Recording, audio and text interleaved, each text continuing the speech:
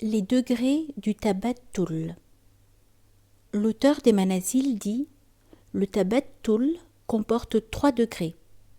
Le premier degré, c'est le fait de dépouiller l'abandon des parts personnelles et des regards sur le monde, par peur ou espoir ou considération d'un quelconque état.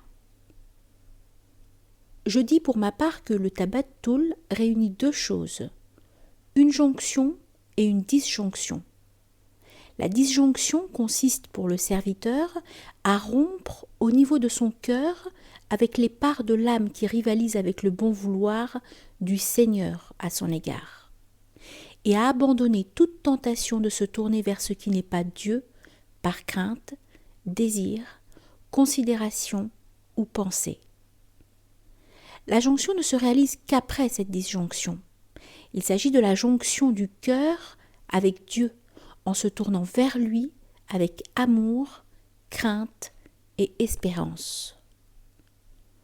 Ensuite, l'auteur indique par quels moyens on parvient à ce dépouillement.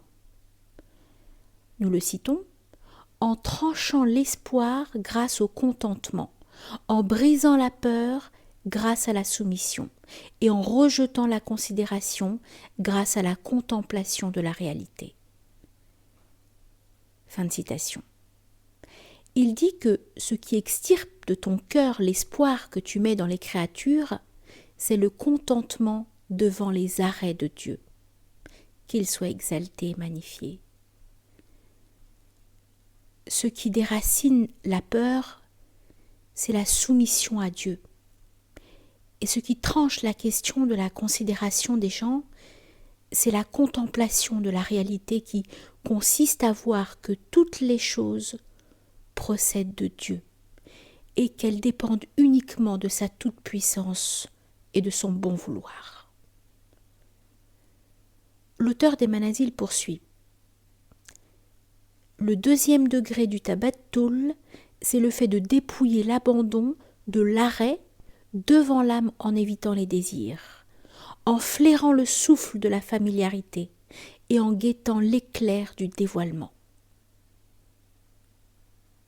La différence entre ce degré et le précédent, c'est que le premier constitue une rupture avec les créatures et que le deuxième constitue cette fois une coupure avec l'âme. Ceci se réalise grâce à 3 choses. Éviter le désir, s'y opposer et interdire à l'âme de s'y adonner, parce que cela empêche de se consacrer totalement à Dieu, at-tabattul. Deuxièmement, flairer et exhaler la brise ou le souffle, ar-rawh, de la familiarité avec Dieu. En effet, ar-rawh est pour le souffle vital comme l'esprit pour le corps. Le serviteur n'obtient cette brise qu'après s'être détourné de son désir. Il a pu alors exhaler la brise de la familiarité avec Dieu, car l'âme s'attache par nécessité. Quant au troisième élément, il consiste à guetter l'éclair du dévoilement, c'est-à-dire le scruter et le rechercher pour connaître les effluves de la miséricorde. Par dévoilement, l'auteur n'entend pas le dévoilement partiel et inférieur qui est commun aux pieux et aux libertins, aux croyants et à l'impies, mais le dévoilement portant sur les étapes du cheminement, sur les défauts de l'âme et les fléaux de l'œuvre, sur les significations des noms et des attributs divins et sur les réalités du tawhid et de la connaissance spirituelle. Puis, le troisième degré du tabattul, c'est le fait de dépouiller l'abandon à la primauté en améliorant la rectitude, en s'absorbant dans le dessein d'arriver et en fixant les commencements de la concentration.